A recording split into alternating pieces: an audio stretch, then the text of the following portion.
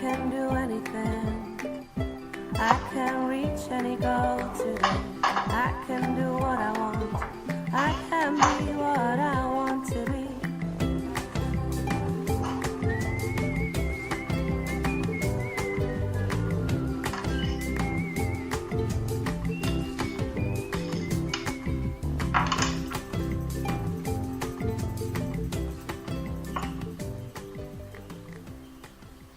Coach on Fire Radio. Greetings and welcome to Victory Beyond Limits, and I am Shelia, your host. In life, each of us has the right to live life on our own terms. Actually, it's a God-given right. As a transformation leadership coach, I understand we must develop a consistent level of resilience in order to be the leader in our lives, defining our own self-image and developing our own identity. Tapping into the power of resilience is how I was and am able to overcome the loss of a son and caring for 2 children with special needs as a single mother. I developed an effective system along the way, which became the foundation of the Awakened Leaders movement. This movement is designed to help individuals become the author of their own lives, embracing leadership qualities and techniques to help foster personal development. This foundation has allowed me to be able to deal with any obstacle that comes my way. And you can have this same foundation for you. The benefits of having a strong foundation, that you will understand how to find the resilience and strength inside of you, so that no matter what fire comes your way, you know exactly how to navigate the flame. You will know the secret to controlling you, so that you can control your life and finally live it on your own terms too. And you will learn how to acknowledge when change is necessary, even when it's painful and feels impossible. See, because once you can get to this certain space in your life and have this kind of foundation, who can beat you at your own game? You be able to shift and move. The wind may throw you every which way but loose. You will bend, but you won't break. So if this is you and you want this kind of foundation for yourself, just go to victorybeyondlimits.com and have this free leaders session. And if you are a parent, it's a requirement, because we are leaders and we are influencers when it comes to our children. And once you can become this kind of leader, you will get the results that you want for yourself and to be able to do the same for others. Just go to victorybeyondlimits.com.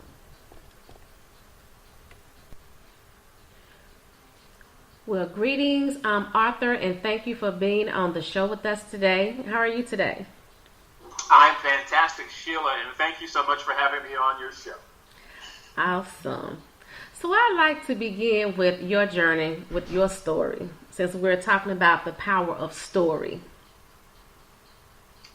Well, that's a good place to begin. I like my story.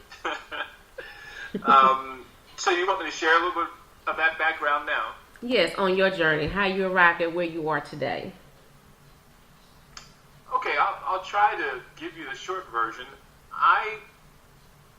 For a lot of years, I was on the sales side, selling technology to large corporations for a large company.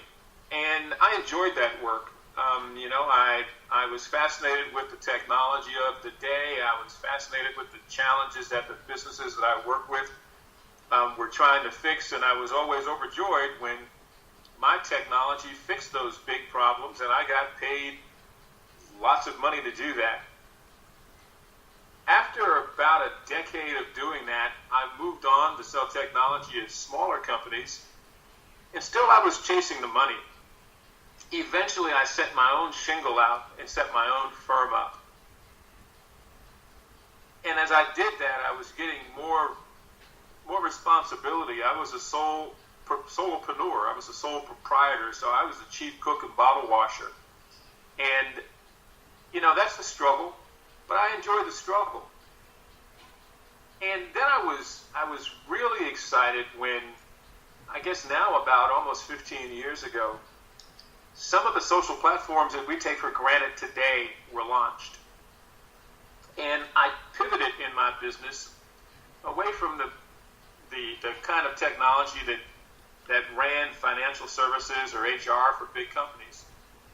And I started doing what so many people do today, but I was kind of an early adopter back in the day, doing social media for medium-sized and small businesses.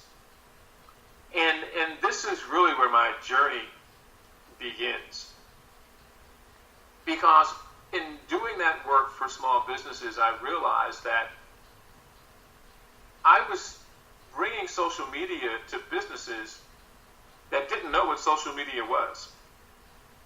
They just knew that they heard this new thing was on the scene and they wanted it because they heard it could help them grow their business. But they had no way of measuring what I did to know whether what I was doing was going to help them be successful or not. I'd give them a report at the end of the month, but I would tell them they were spreading their word far and wide, but they really didn't know how to measure it. And the reason they didn't know how to measure it was they really didn't have business plans.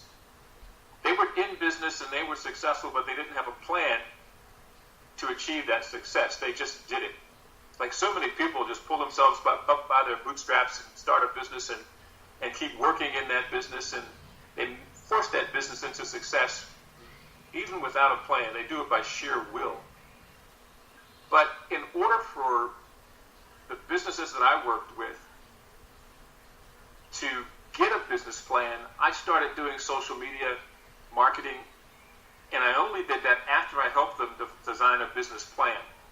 And then that plan, it would establish where they were today and where they wanted to go tomorrow and in 24 months and 36 months and how social media can help them get there. And I was overjoyed that that was working.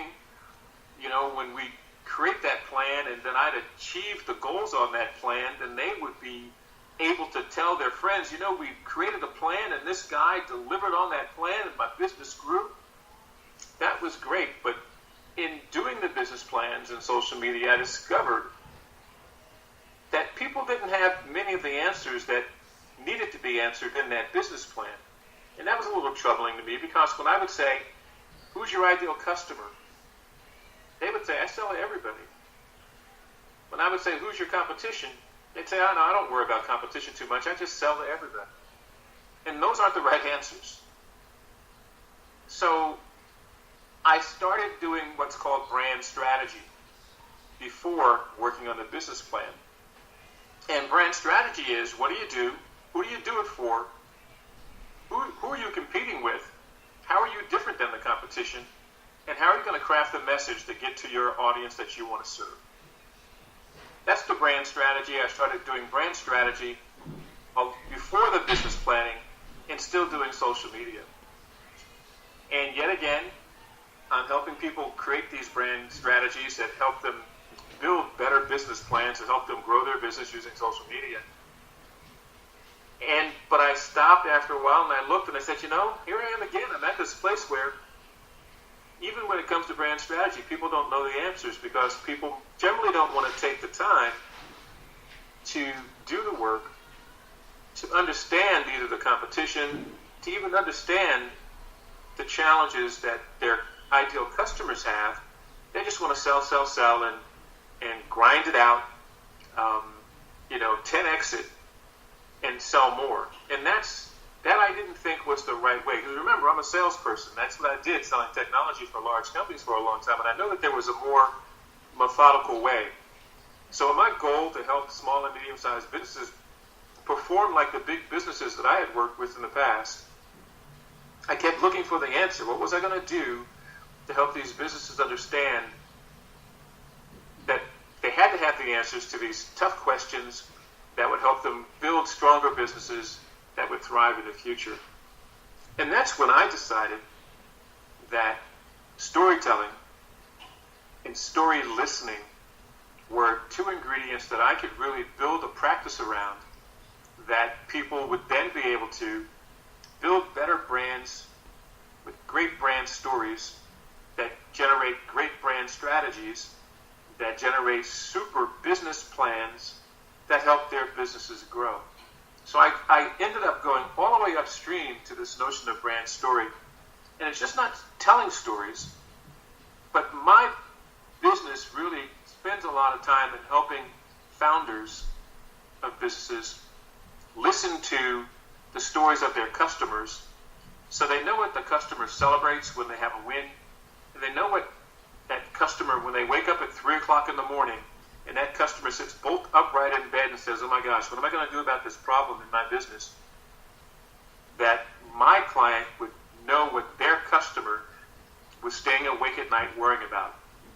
And when they knew that, then my customer could create a story about their product and tell the story of how their product solved the problem that their ideal customer had. And that's what storytelling really is all about. And that's the story of my journey from enterprise technology sales to being a solopreneur, helping brands understand how to story listen, how to story tell, and how to use storytelling to help them do better in their business. You know what? As I was listening to you talk about your journey, and it's just amazing how if people would just tap into their story to see what journey they are on, it would help them to arrive at the destination where they would like to be at. That's so true, Sheila. I think, and you're preaching to the choir, because that's what I believe. When I talk about story listening, I just use the example of story listening was the founder of the business is listening to the story that their ideal customers tell about, what makes them happy and what keeps them awake at night. But really the first order of story listening is for the founder to just sit back in their rocking chair with a cup of coffee or tea, with the easy shoes on, nice and comfortable, and sit back and think about their own story. Think about the people that have come into their life, who have influenced them in a positive way, who have challenged them and made them stronger, who have given them wisdom. Maybe it was an aunt, an uncle, a grandparent. Maybe it was a track and field coach. And sit in that easy chair with that cup of their favorite beverage in their hand and think about all the stories that have come into their life that have formed who they are. And then that they take all those stories and imagine a conference room table in front of them and put on each post-it, had a stack of post-it notes and wrote on the post-it note, Uncle Joe gave me this wisdom.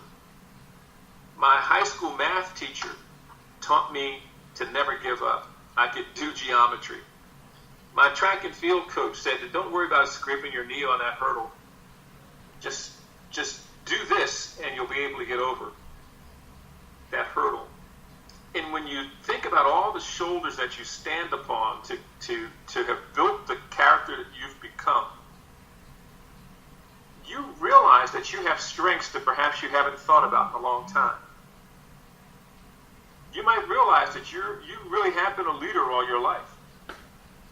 And when you sit back and you spread that all out before yourself and you pick the best of your own stories, and you say, if I take the best of all the stories that have come into my world over the duration of my life, that I've learned lessons from, that people have coached and made me smarter from, if I take these things that I'm now going to put in front of me, I can build a business that can serve those people over there that are struggling with that thing in their world that's broken.